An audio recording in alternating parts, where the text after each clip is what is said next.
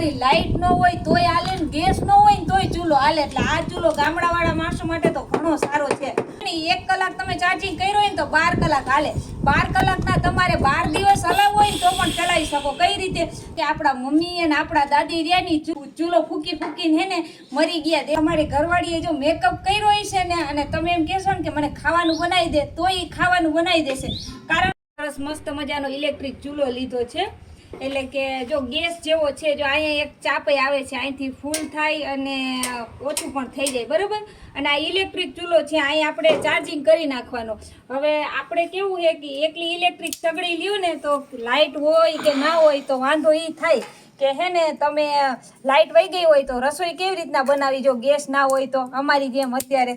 એટલે હે ને જો આ ચૂલો રહ્યો ને એ ગેસે ન બાળે અને લાઇટે ઓછી બાળે। એટલે આ હે ને કહેવાય કે આના ફાયદા ઘણા બધા છે। જો અત્યારે આ ચૂલો લાવવાની ચાર્જિંગ અમે કરીને રાખ્યો છે અને આ ચૂલો રહ્યો ને અમે 2-3 દિવસથી આ વાપરીએ તો બહુ સારો છે ને। એટલે મને એમ થયું કે લાવ એક વિડીયો બનાવી નાખું। આ ચૂલો બ્લોવર વાળો ચૂલો છે।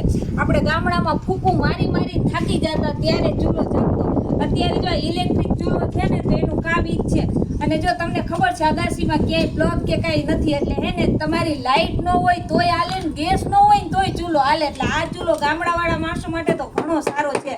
અને સાથે સાથે જો હવે આ ગેસ આ ચૂલો રહ્યો ને 1 કલાક તમે ચાર્જિંગ કર્યો હોય ને તો 12 કલાક હાલે।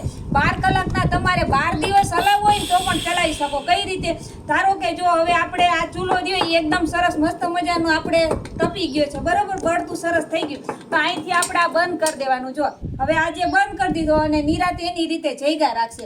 પછી વળી એમ થાય કે ભાઈ ચૂલો ઓલવાઈ ગયો છે અથવા તો એમ થાય કે ભાઈ હાલો હે ને ધુવાણો વધુ થઈ ગયો, હવે નથી થતો તાપ, તો ફરીથી આપણે ચાપ ગેસની જેમ ચાલુ કરી દેવાની અને વ્યવસ્થિત આવો પાછો ચૂલો સરસ મસ્તનો તપવા માંડે અને તાપણા જેવો ચૂલો ચાલુ થઈ જાય એટલે ફરીથી આપણે ચાપ બંધ કરી દેવાની। તો ગામડાવાળા માણસો રહ્યા ને એના વિડીયો શેર કરજો, આવો ચૂલો વાપરે। કારણ કે આપણા મમ્મી અને આપણા દાદી રહ્યા ચૂલો ફૂકી ફૂકી મરી ગયા। દેશી ભાષામાં એમ કહેવા જાય ને તો હું તેમ કહું છું કે તમારા મમ્મીને પણ આવો ચૂલો લઈ દો તો પણ સારું, અને સાથે સાથે તમારી ઘરવાળીને પણ આવો ચૂલો લઈ લો તો એ રાજી થઈ જશે। અને તમારી ઘરવાળીએ જો મેકઅપ કર્યો હશે ને અને તમે એમ કહેશો ને કે મને ખાવાનું બનાવી દે તો એ ખાવાનું બનાવી દેશે। કારણ કે આમાં એને કાંઈ ફૂંકવાનું થતું નથી, ધુવાણો થતો નથી, અને સાથે સાથે બીજી છે ને જે વીજળી બિલ દે ને સાવ ઓછું આવે છે। આપણે જેટલો ફોન ચાર્જિંગ કરીને એટલું વીજળી બિલ આવે છે। ઉપર તમને હે ને ધુવાણો ઘણો નીકળે છે એ દેખાય છે ચૂલા ઉપર। અને જો આ એક જ લાકડું છે, બરાબર, અને જો તાપ તો થતો જ નથી, તમને દેખાય છે।